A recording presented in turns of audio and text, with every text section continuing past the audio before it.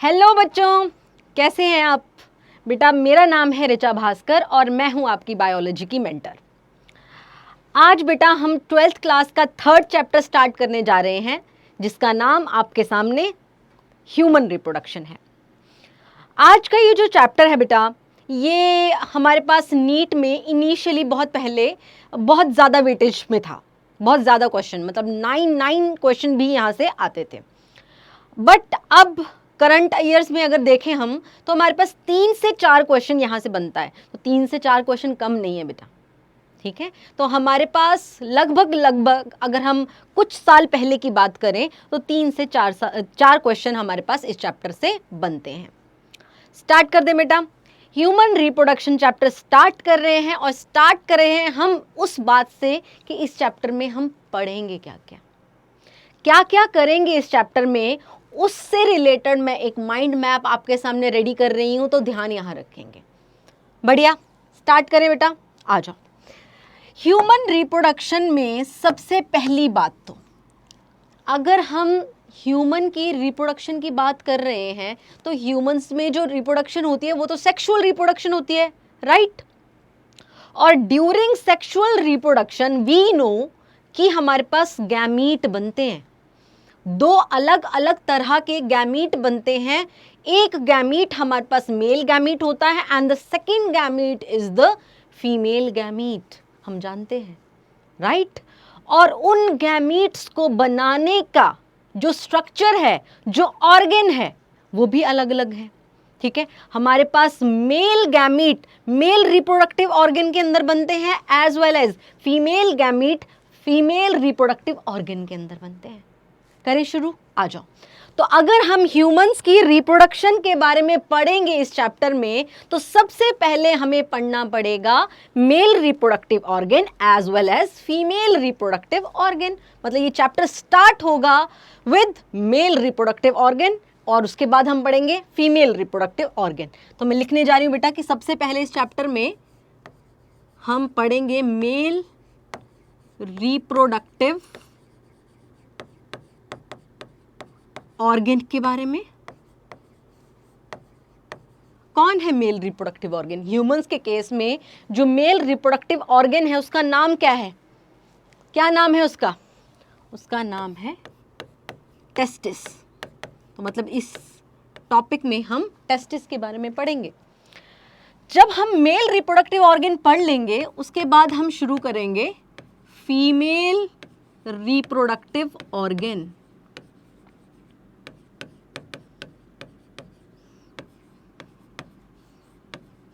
बढ़िया। And we no humans के लिए female reproductive organ is ovary. मतलब हम यहाँ पे ओवरी के बारे में पढ़ेंगे, यहाँ पे हम टेस्टिस के बारे में पढ़ेंगे। टेस्टिस के साथ साथ हम अदर ऑर्गन्स के बारे में भी पढ़ेंगे, मतलब other reproductive organ, accessory reproductive organ के बारे में पढ़ेंगे। इन शॉर्ट इसके अंदर हम पूरा का पूरा मेल रिप्रोडक्टिव सिस्टम और इसके अंदर हम पूरा का पूरा फीमेल रिप्रोडक्टिव सिस्टम पढ़ेंगे। बढ़िया। अब ये जो मेल रिप्रोडक्टिव ऑर्गन है दैट इज टेस्टिस, ये एक प्रोसेस करता है जिसको कहते हैं हम स्पर्मेटोजेनेसिस। आप सबने पढ़ा है गैमीटोजेनेसिस। गैमीटोजेनेसिस क्या होती है? It is the process of formation of gamete. अगर मैं गैमीटोजेनेसिस में गैमीटो हटा दूं और लिख दूं स्पर्मेटोजेनेसिस, मतलब स्पर्म का production. Yes, obviously mail reproductive organ का काम क्या होता है? मेल गैमीट बनाना काम होता है। तो मतलब ये टेस्टिस क्या करेंगे? These testis help in the formation of male gamete that is sperm. Sperm is the male gamete and the process of formation of male gamete is called spermatogenesis। इसके बारे में भी पढ़ेंगे मतलब हम। सेकंड आ जाओ। जब पूरा का पूरा फीमेल रिप्रोडक्टिव सिस्टम, उस फीमेल रिप्रोडक्टिव सिस्टम के अंदर फीमेल रिप्रोडक्टिव ऑर्गन ओवरी के बारे में हम पढ़ लेंगे, हम चलेंगे पढ़ने कि ये reproductive organ that is ovary किस तरह से female gamete that is ovum का प्रोडक्शन करता है, वो पढ़ेंगे हम। यहाँ पे हम पढ़ेंगे कि कैसे ये प्रोडक्शन करता है ओवम की, ठीक है, that is a female gamete. बढ़िया। And the process of formation of female gamete is called, female gamete को बनाने की प्रोसेस को हम क्या कहते हैं बेटा जी? जैसे स्पर्मेटोजेनेसिस, तो यहाँ पे oogenesis, इसके बारे में पढ़ेंगे। बढ़िया। पहले मेल रिप्रोडक्टिव सिस्टम पढ़ लो, फिर फीमेल रिप्रोडक्टिव सिस्टम पढ़ लो, सब पढ़ लिया। फिर पढ़ लो स्पर्मेटोजेनेसिस कि किस तरह से ये जो मेल रिप्रोडक्टिव ऑर्गन है वो स्पर्म बनाता है, वो पढ़ लो। फिर ये पढ़ लो कि फीमेल रिप्रोडक्टिव ऑर्गन जो है ओवरी, वो किस तरह से हमारे पास ओवम बनाता है, वो पढ़ लो। डन। अब बना दिए हैं गैमीट। सेक्सुअल रिप्रोडक्शन तुम जानते हो ह्यूमंस में होती है। अब क्या होना है? दोनों का फ्यूजन। तो मतलब इसके बाद हम क्या पढ़ने जाएंगे? वी विल स्टडी कि fusion of these two gamete होता है and the process is called fertilisation. मतलब हम किसके बारे में पढ़ने वाले हैं? हम इसके बाद पढ़ेंगे फर्टिलाइजेशन।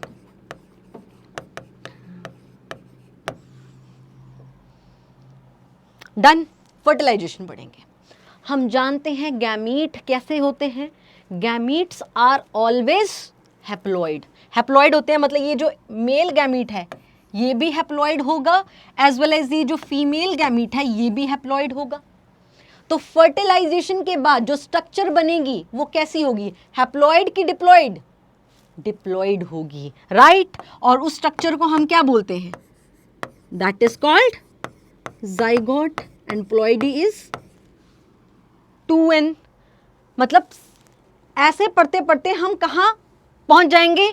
फॉर्मेशन ऑफ ज़ाइगोट तक। तो यहां पे हम क्या पढ़ेंगे? फॉर्मेशन ऑफ ज़ाइगोट पढ़ लेंगे। कैसे फर्टिलाइजेशन होती है ये पढ़ेंगे, और फर्टिलाइजेशन के बाद कैसे ज़ाइगोट बनता है ये सब पढ़ेंगे। अब ज़ाइगोट के बाद वी नो कि एम्ब्रियोनिक डेवलपमेंट होती है। बेटा एम्ब्रियोनिक डेवलपमेंट होते होते होते होते हमारे पास एक स्ट्रक्चर बनती है, आगे चल के आप समझ जाओगे, दैट इज कॉल्ड ब्लास्टोसिस्ट। ये ब्लास्टोसिस्ट बनता कैसे है, इसका डेवलपमेंट कैसे होता है, ये सब हम पढ़ेंगे इसी चैप्टर में। तो मैं नेक्स्ट टॉपिक लिख दे रही हूं कि that is the formation of blastocyst. Formation of blastocyst पढ़ेंगे। अब इस ब्लास्टोसिस्ट का क्या होता है? बेटा ये ब्लास्टोसिस्ट फीमेल बॉडी के, फीमेल रिप्रोडक्टिव सिस्टम के एक part that is called uterus के अंदर इम्प्लांट होता है। ये जो ब्लास्टोसिस्ट है पहले बनेगा ज़ाइगोट, ज़ाइगोट के बाद एम्ब्रियोनिक डेवलपमेंट चलेगी, ठीक है, उसमें क्या बनेगा? ब्लास्टोसिस्ट बनेगा। और ये ब्लास्टोसिस्ट अब कहाँ इम्प्लांट होगा बेटा जी? ये इम्प्लांट होगा, ये अपने आप को जोड़ेगा विद द यूट्रस की वॉल के साथ। तो यहाँ पे जब ब्लास्टोसिस्ट बन जाएगा, ब्लास्टोसिस्ट बन जाने के बाद हमारे पास एक प्रोसेस और आएगी जिसको हम कहते हैं इम्प्लांटेशन। तो इम्प्लांटेशन में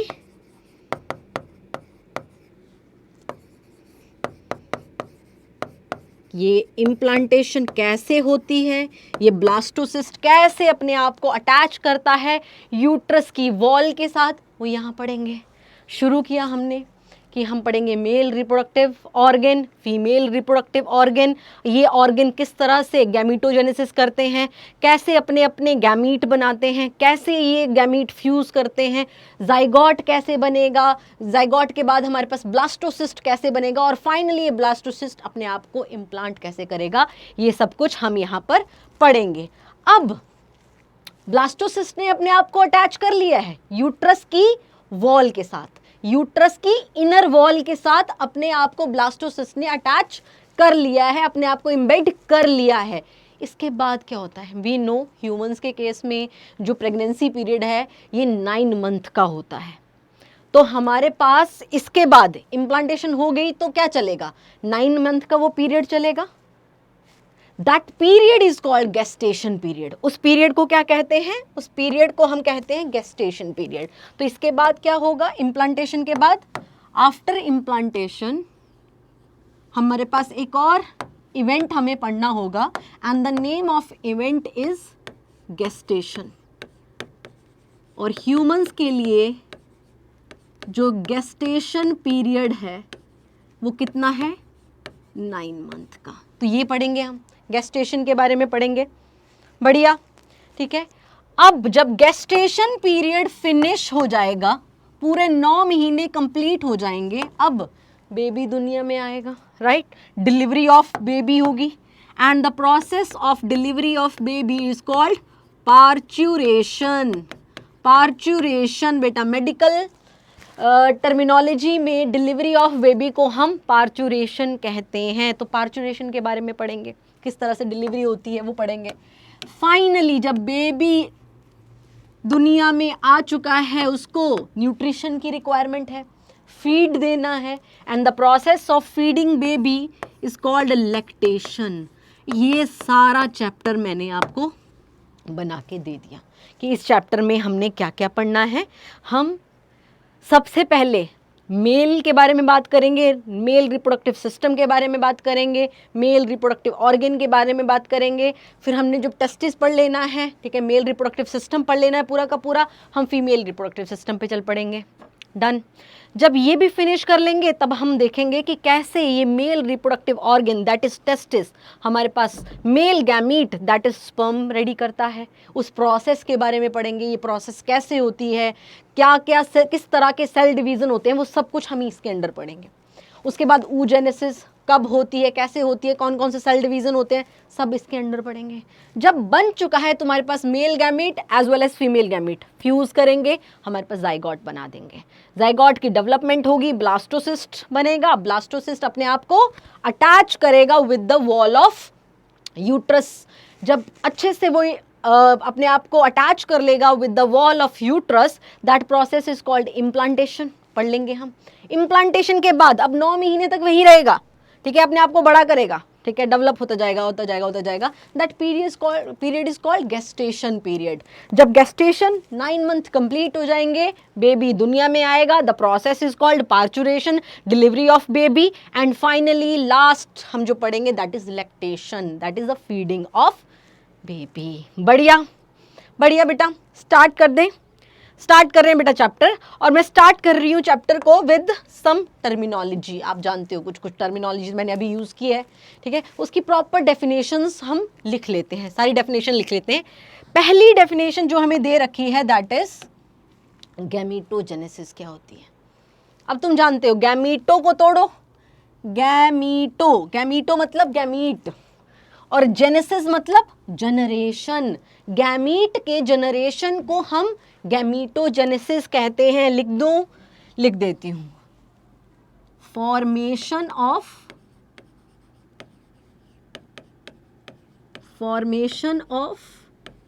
गैमीट्स। एंड वी नो कि ह्यूमंस के अंदर सेक्सुअल रिप्रोडक्शन होती है और जो गैमीट बनते हैं वो 2 तरह के बनते हैं, ठीक है। एक गैमीट होता है that is the male gamete and दूसरी तरह का जो गैमीट बनता है वो है female gamete that is ovum. The process of formation of sperm is called, अभी अभी बोला था बेटा, the process of formation of sperm is called spermatogenesis and the process of formation of ovum is called oogenesis। बढ़िया, आगे बढ़ो। Insemination, insemination क्या होता है। अब देखो बेटा, मेल गैमीट बन चुके हैं, फीमेल गैमीट भी बन चुका है, राइट। अब मेल गैमीट को फीमेल गैमीट तक आना है। The process of transfer of sperm into female genital tract, मतलब हमारे पास स्पर्म को ट्रांसफर करवाना कहाँ पे, female genital tract that is vagina पे, that process is called insemination. उस प्रोसेस को हम इंसेमिनेशन कहते हैं। तो मैं लिख रही हूं, what is insemination, process of transfer of sperm कहाँ पे? इनटू फीमेल जेनाइटल ट्रैक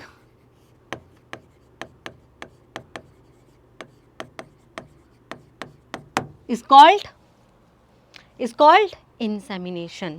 ठीक है, डन जी, इंसेमिनेशन क्लियर। अब इम्प्लांटेशन क्या होता है? अभी अभी बोला मैंने, इम्प्लांटेशन क्या होता है बेटा? इम्प्लांटेशन में ब्लास्टोसिस्ट क्या करता है? अपने आप को अटैच करता है, अपने आप को इम्बेड करता है, कहाँ पे? इनसाइड द यूट्रस या यूटराइन वॉल के साथ। What is implantation? It is the development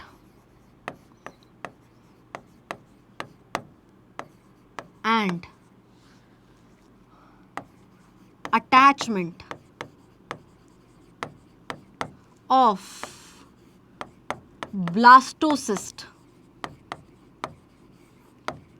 inside the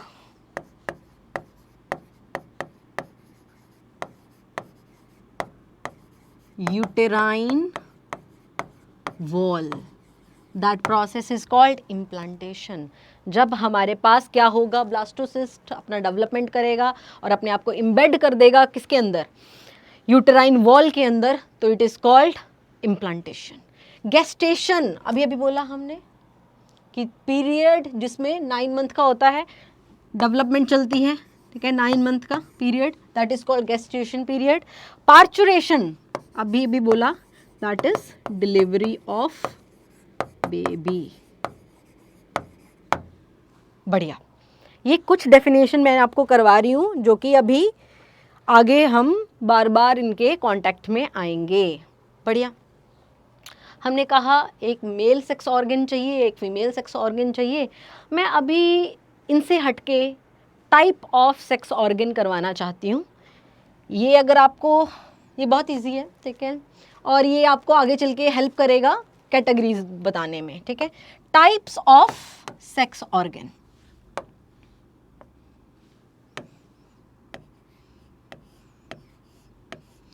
types of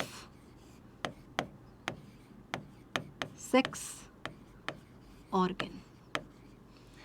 अब जब भी हम किसी चीज़ की टाइप लिख देते हैं बेटा, जब भी हम बोलते हैं अच्छा टाइप है, इसकी टाइप है, ठीक है, कैटेगरी है, ठीक है, तो कोई ना कोई उसके पीछे रीज़न रहता है कि क्यों आपने ये कैटेगरीज बनाई हैं।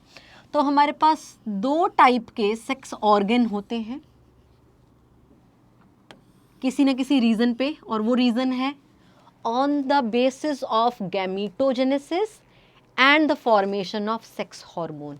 सब समझ आएगा? अभी थोड़ा ध्यान दो इधर, ठीक है। मैंने क्या कहा कि 2 तरह के सेक्स ऑर्गन होते हैं, ठीक है। किस रीज़न पे बोल दिया मैडम आपने? मैंने कहा on the basis of gametogenesis. What is gametogenesis? The formation of gamete, that is called gametogenesis. On the basis of gametogenesis and on the basis of formation of sex hormone। मतलब ऐसा कुछ ऐसे sex organs होंगे जो कि क्या करते होंगे? गैमीट का प्रोडक्शन करते होंगे as well as sex hormone का प्रोडक्शन करते होंगे।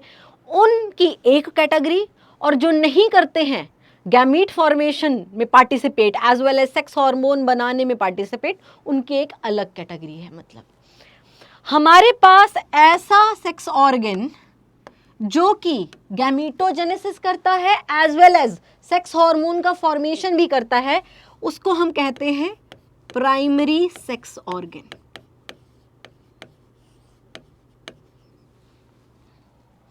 ऐसा सेक्स ऑर्गन जो गैमीट भी बनाएगा एज वेल एज जो सेक्स हार्मोन होते हैं, जैसे मेल के केस में टेस्टोस्टेरोन, फीमेल के केस में फीमेल हार्मोन, ठीक है। तो हमारे पास जो सेक्स हार्मोन बनाएगा एज वेल एज जो गैमीट्स का प्रोडक्शन करेगा, उसको हम रख देंगे अंडर प्राइमरी सेक्स ऑर्गन, और जो नहीं करेगा उसको हम रख देंगे अंडर सेकेंडरी सेक्स ऑर्गन की कैटेगरी में। तो भैया ये तो ना तो गैमीट बना रहा है, ना तो सेक्स हार्मोन बना रहा है, तो कर क्या रहा है?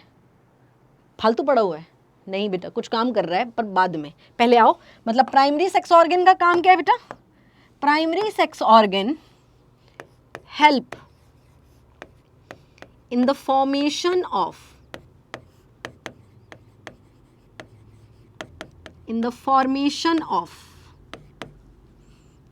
gametes and sex hormone।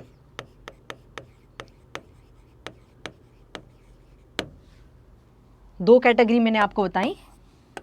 हमारे पास बोला एक होते हैं प्राइमरी सेक्स ऑर्गन, एक होते हैं secondary sex primary sex organ and secondary sex organ. जो प्राइमरी सेक्स ऑर्गन है उसका काम है गैमीट बनाना और साथ में सेक्स हार्मोन को भी बनाना, जबकि इनका काम गैमीट बनाना या सेक्स हार्मोन बनाना बिल्कुल भी नहीं है। ठीक है, हमारे पास मेल के केस में कौन सा ऐसा सेक्स ऑर्गन है जिसको हम प्राइमरी सेक्स ऑर्गन बोल देंगे? मेल के केस में एग्जाम्पल लिखने जा रही हूँ बेटा। एग्जाम्पल हमारे पास मेल के केस में एज वेल एज फीमेल के केस में, दोनों के केस में मैं एग्जाम्पल लिखूंगी। हमारे पास मेल के केस में और फीमेल के केस में, इन केस ऑफ मेल और in case of female. Male के केस में वो ऑर्गन जो कि स्पर्म का प्रोडक्शन करता है as well as male sex hormone बनाता है, उसको हम प्राइमरी सेक्स ऑर्गन बोलेंगे। और ऐसा प्राइमरी सेक्स ऑर्गन कौन है? कौन होगा बेटा? अभी स्टार्टिंग में इंट्रोडक्शन में बताया था मैंने, टेस्टिस। तो हमारे पास टेस्टिस जो है that is a primary sex organ of male. अच्छा, टेस्टिस, कई बार टेस्टिस ऐसे लिखा होता है TESTES और कई बार लिखा होता है TESTIS। क्या डिफरेंस है? जब हम कहते हैं TESTES, जैसा मैंने अभी लिखा है, इसका मतलब है we are talking about a pair of testis. Testis बेटा पेयर में होती हैं, एक मेल की बॉडी में टेस्टिस पेयर में होती हैं। जब हम पेयर की बात कर रहे हैं तो हम लिखेंगे TESTES। जब एक सिंगल टेस्टिस के बारे में, उसकी कैरेक्टरिस्टिक्स के बारे में, उसके स्ट्रक्चर के बारे में बात करेंगे तो हम क्या लिखते हैं? TESTIS, testis. ठीक है, तो हमारे पास मेल की बॉडी में that kind of sex organ जो कि गैमीट बनाता है as well as sex hormone का प्रोडक्शन करता है, वो है testis. So testis is a primary sex organ in case of male, and in female के केस में जो हमारे पास फीमेल गैमीट बनाने में हेल्प करता है as well as female sex hormone बनाने में हेल्प करता है, वो है ovary. So ovary and testis are the primary sex organ in case of male and female. बढ़िया, तो फिर क्यों लाया इसको? सारा काम तो इन्होंने कर दिया। इनका क्या रोल है? कोई नहीं, एम ए फालतू नहीं बेटा, ये भी बहुत इंपॉर्टेंट रोल प्ले करते हैं। अब गैमीट बन चुके हैं, फीमेल प्राइमरी सेक्स ऑर्गन ने हमारे पास फीमेल गैमीट बना दिया, रेडी हो चुका है। अब उस फीमेल गैमीट को अरे भेजना भी तो है, ट्रांसफर भी तो करना है। तो ट्रांसपोर्ट का काम, उसके न्यूट्रिशन का काम, उसके स्टोरेज का काम, ये सारे काम कौन करता है? Secondary sex organ. ये तो प्राइमरी सेक्स ऑर्गन है, टेस्टिस एंड ओवरी, इनका काम खत्म हो गया। भैया मैंने बना दिया है अब स्पर्म, मैंने बना दिया ओवम, ठीक है, मैंने दोनों ही इन्होंने प्राइमरी सेक्स ऑर्गन्स बना दिए हैं, अब इनका ट्रांसफर होना है, तो कौन करेगा? ये करेगा, सेकेंडरी सेक्स ऑर्गन। लिख दे, help in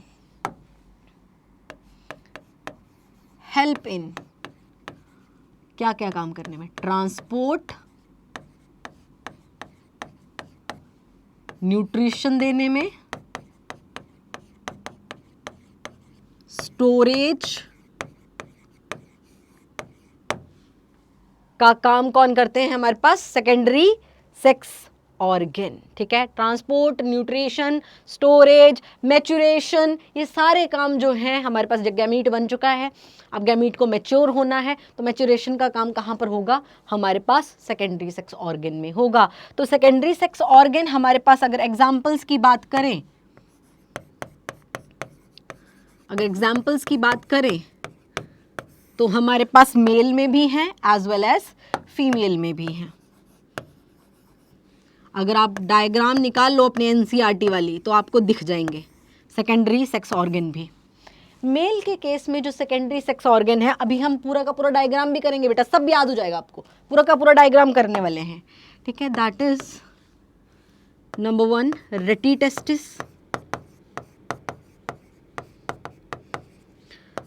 Vasa efferentia,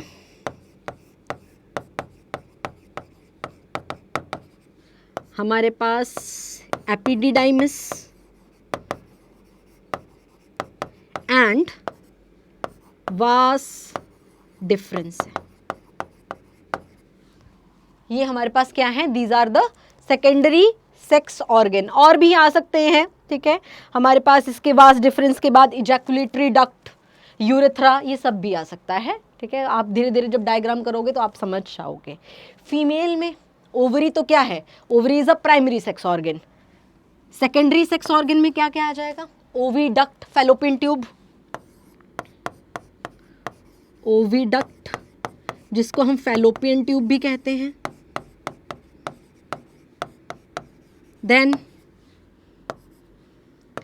uterus, cervix and last में आ जाएगा हमारे पास वेजाइना। इनके काम इनसे अलग है, इनका कोई रोल नहीं है गैमीट फॉर्मेशन में as well as sex hormone production में, इनका कोई रोल नहीं है।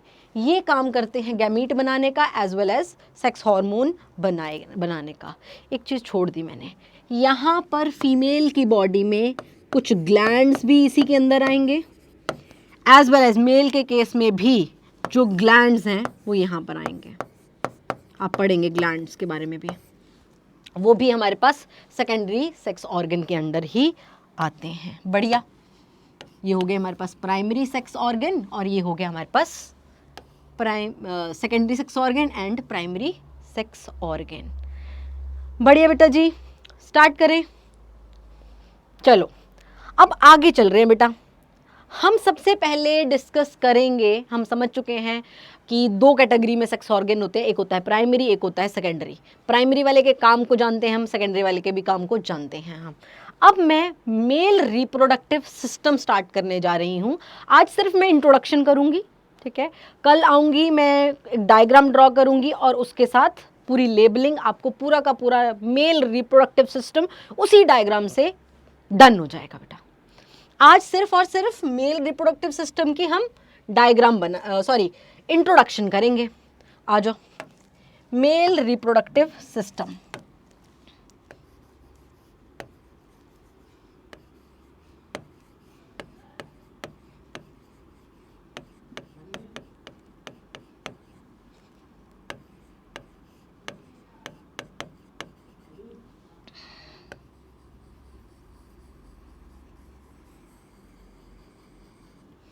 Mail reproductive system. अब हम जानते हैं पूरी की पूरी बॉडी ऑफ ह्यूमंस, बना लें ह्यूमन को, ठीक है। एक बंदा बना लें, लो।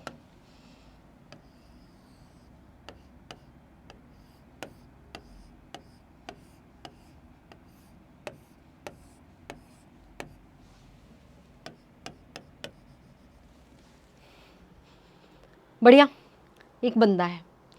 हम जानते हैं कि हमारी बॉडी जो है डिवाइडेड है अलग अलग कैविटीज़ में, ठीक है। यहाँ पे हमारे पास वी नो कि डायफ्राम होता है, डायफ्राम से ऊपर वाला this is called thoracic cavity, नीचे वाले पार्ट को हम कहते हैं एब्डोमिनल कैविटी। एब्डोमिनल कैविटी का भी द लोअर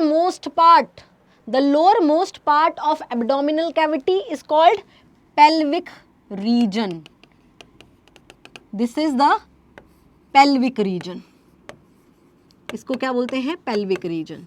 तो ये सबसे पहले क्या बोल रहा है भैया, लोकेशन बताओ मेल रिप्रोडक्टिव सिस्टम की, कहाँ मिलेगा मुझे, ठीक है, डायसेक्शन करनी है, हाँ कहाँ मिलेगा मुझे, ठीक है। अब मुझे मेल रिप्रोडक्टिव सिस्टम देखने हैं तो मैं सिर थोड़ी खोल दूंगा, ठीक है, तो मैं कहाँ कौन से रीजन पे फोकस करूँ जी, इस वाले रीजन पे फोकस करो, and this region is called pelvic region, ठीक है। तो हमारे पास location of male reproductive system,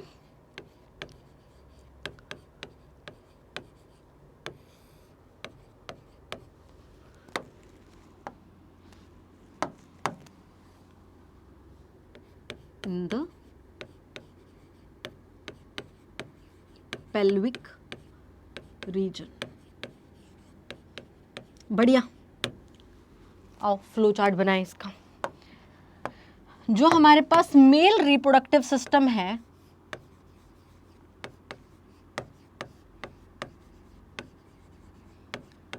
उसके अंदर आ जाएंगे बेटा वो ही सेम चीज, दो तरह के ऑर्गन।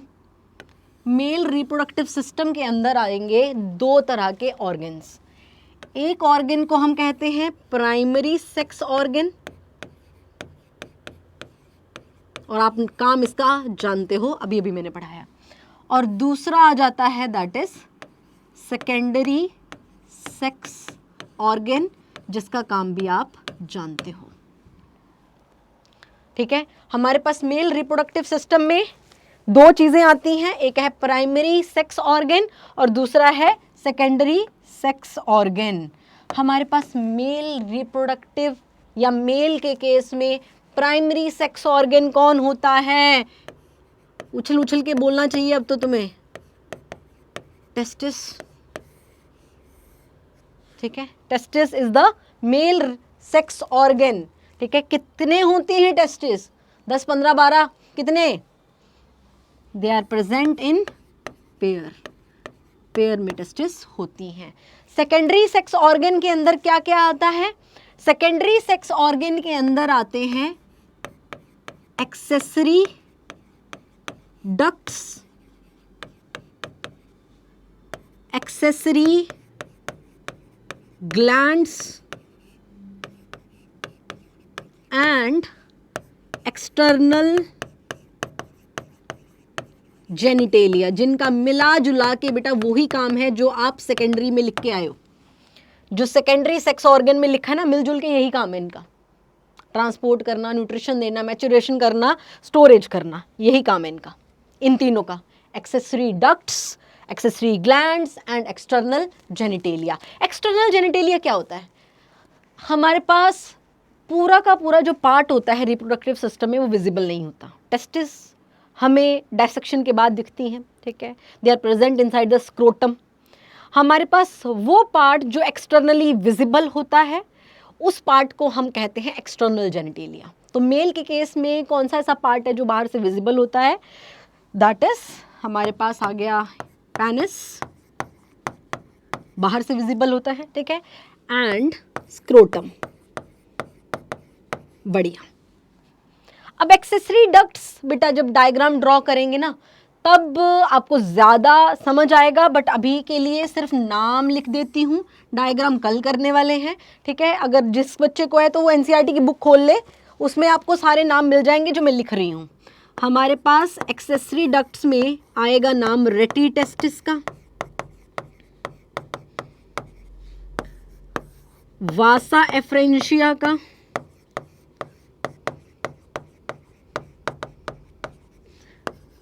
एपिडिडाइमस का,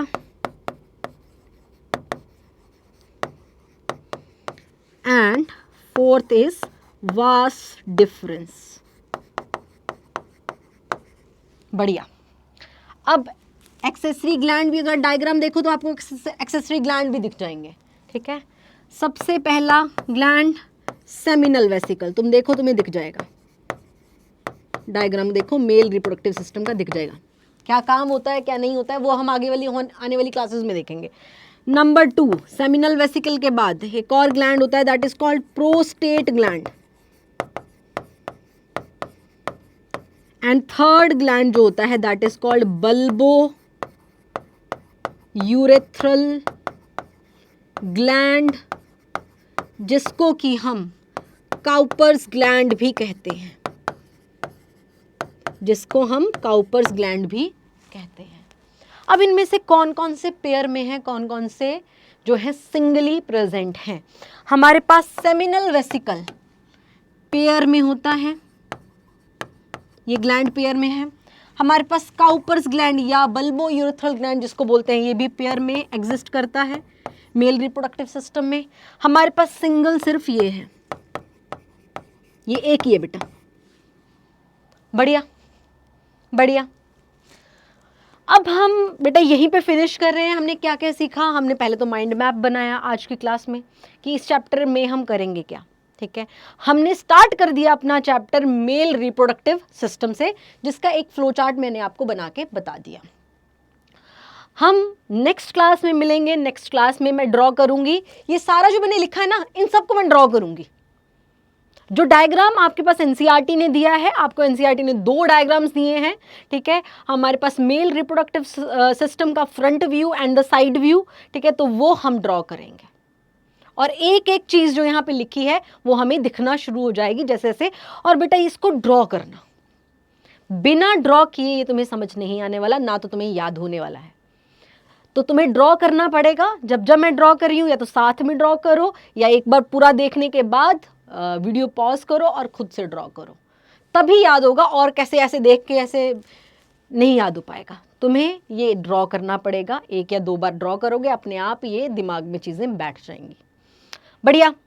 तो नेक्स्ट क्लास में मिलेंगे, कल मिलते हैं, नेक्स्ट क्लास है हमारी, और हम करेंगे नेक्स्ट इसका मेल रिप्रोडक्टिव सिस्टम का कंप्लीट डायग्राम, और डायग्राम के अंदर ही सारी चीज़ें हम फिनिश कर लेंगे। Thank you so much, bye bye.